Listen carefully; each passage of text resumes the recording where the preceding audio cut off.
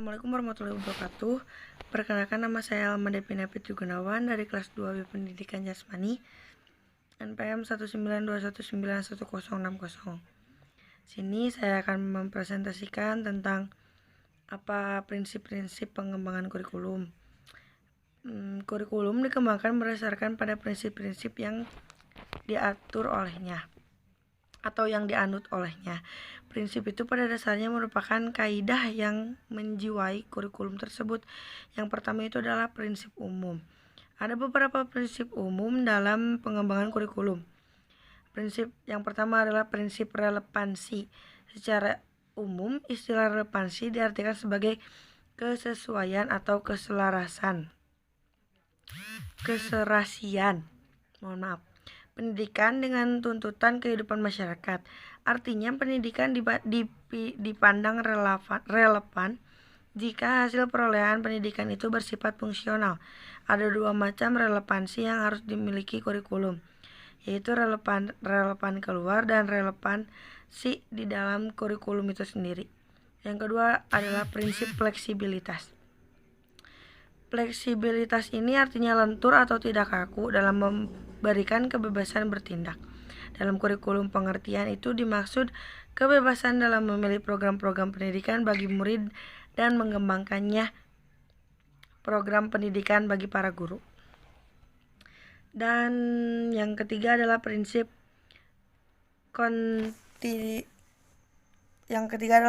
kontinuitas. Prinsip kontinuitas yaitu berkesinambungan, perkembangan dan proses belajar akan berlangsung secara berkesinambungan, tidak terputus-putus atau tidak berhenti sama sekali.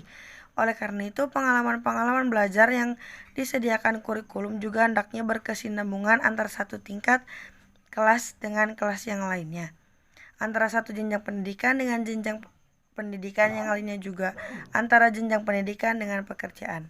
Yang keempat adalah prinsip praktis, yaitu mudah dilaksanakan, menggunakan alat-alat sederhana dan biayanya juga murah. Prinsip ini juga disebut prinsip efisien. Betapapun dan bagus sekali idealnya suatu kurikulum kalau menuntut keahlian-keahlian dan peralatannya sangat khusus dan mahal pula biayanya, maka kurikulum tersebut tidak praktis dan sukar dilaksanakan atau sangat sulit. Kurikulum dan pendidikan selalu dilaksanakan dalam keterbatasan, baik keterbatasan waktu, biaya, alat, maupun personalia. Kurikulum bukan hanya harus ideal tetapi juga harus praktis. Yang selanjutnya adalah prinsip efektivitas. Dalam sajian bidang pendidikan, prinsip efektivitas ini dikaitkan dengan efektivitas guru mengajar dan efektivitas para murid belajar. Implikasi prinsip ini dalam pengembangan kurikulum ialah mengusahakan agar setiap kegiatan kurikulum membuahkan hasil tanpa ada kegiatan yang mubazir dan terbuang percuma. Yang kedua adalah prinsip khusus. Ada beberapa macam prinsip khusus dalam pengembangan kurikulum. Yang pertama adalah prinsip berkenaan dengan tujuan pendidikan, yang artinya tujuan menjadi pusat kegiatan dan arah semua kegiatan pendidikan. Perumusan komponen-komponen kurikulum hendaknya mengacu pada tujuan pendidikan. Tujuan pendidikan mencakup tujuan yang bersifat umum atau berjangka panjang, jangka menengah, dan jangka pendek, dalam artian tujuan khusus. Yang kedua adalah prinsip berkenaan dengan isi pendidikan. Memilih isi pendidikan yang sesuai dengan kebutuhan pendidikan yang telah ditentukan para perencana kurikulum perlu mempertimbangkan beberapa hal, yaitu yang pertama perlu penjabaran tujuan pendidikan atau pengajaran ke dalam bentuk perbuatan hasil belajar yang khusus dan sederhana. Yang kedua adalah isi bahan harus meliputi segi pengetahuan, sikap, dan keterampilan. Yang ketiga adalah unit-unit kurikulum harus disusun dalam urutan yang logis dan sistematis. Yang ketiga adalah prinsip berkenaan dengan pemilihan belajar mengajar. Pemilihan proses belajar mengajar yang digunakan hendaknya memperhatikan hal berikut. Yang pertama adalah Apakah metode teknik belajar mengajar yang digunakan cocok untuk mengajar bahan pengajaran? Apakah metode teknik tersebut memberikan kegiatan yang bervariasi sehingga dapat melayani perbedaan individual siswa? Dan apakah metode atau teknik tersebut memberikan urutan kegiatan yang bertingkat-tingkat atau yang meningkat dari 1, 2, dan 3? Yang selanjutnya adalah prinsip berkenaan dengan pemilihan media dan alat pembelajaran. Alat-alat bantu pembelajaran yang tepat adalah alat atau media pengajaran apa yang diperlukan. Apakah semuanya sudah tersedia? Bila alat tersebut tidak ada, apa penggantinya? Kalau ada alat yang harus dibuat, hendaknya memperhatikan bagaimana pembuatannya, siapa yang membuatnya, pembiayaannya bagaimana, dan waktu pembuatannya kapan. Dan di sini saya akan menjelaskan dengan apa itu pengembangan kurikulum. Dalam mengembangkannya suatu kurikulum, banyak pihak yang berpartisipasi, yaitu ada administrator pendidikan, ahli kurikulum, ahli bidang ilmu, pengetahuan, guru-guru, dan orang tua murid, serta tokoh-tokoh masyarakat. Yang pertama adalah peranan para administrator pendidikan, terdiri dari direktur bidang pendidikan, pusat pengembangan kurikulum, kepala kantor wilayah, kepala kantor kabupaten dan kecamatan, serta kepala sekolah.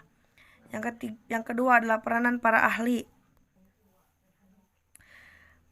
Peranan para ahli pendidikan, ahli kurikulum terutama sangat dibutuhkan dalam pengembangan kurikulum pada tingkat pusat apabila pengembangan kurikulum sudah banyak dilakukan pada tingkat daerah atau lokal.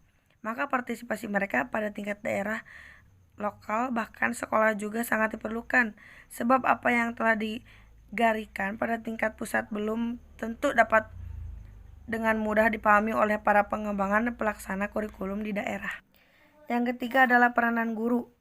Guru memegang peranan yang cukup penting baik di dalam perencanaan maupun pelaksanaan kurikulum. Dia adalah perencana, pelaksana, dan pengembang kurikulum bagi kelasnya. Peranan orang tua. Orang tua juga memiliki peranan dalam pengembangan kurikulum. Peranan mereka dapat berkenaan dengan dua hal. Pertama dalam penyusunan kurikulum dan kedua dalam pelaksanaan kurikulum. Faktor-faktor yang mempengaruhi pengembangan kurikulum, yang pertama adalah perguruan tinggi. Yang kedua adalah masyarakat, yang ketiga adalah sistem nilai. Ada beberapa hal yang perlu diperhatikan guru dalam mengajarkan nilai. Guru, yang pertama, guru hendaknya mengetahui dan memperhatikan semua nilai yang ada dalam masyarakat. Yang kedua adalah guru hendaknya berpegang pada prinsip demokrasi, etis, dan normal. Guru berusaha menjadikan dirinya sebagai teladan yang patut ditiru. Dan selanjutnya guru menghargai nilai-nilai kelompok lain. Yang terakhir adalah memahami dan menerima keberagaman kebudayaan sendiri. Dan yang selanjutnya adalah model-model pengembangan kurikulum. Yang pertama adalah the administrative model. Yang kedua adalah tim grassroots model. Yang ketiga adalah Beacom system. Dan yang keempat adalah the demonstration model. Yang kelima adalah Tabash invert model.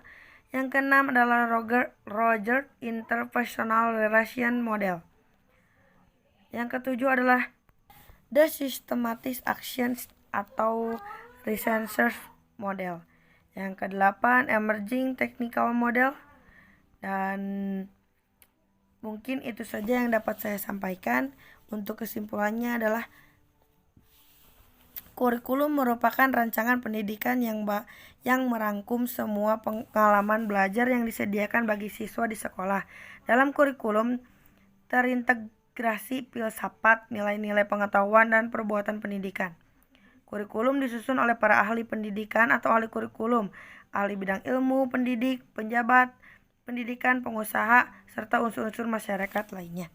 Mungkin itu saja yang dapat saya sampaikan. Kurang lebihnya saya mohon maaf.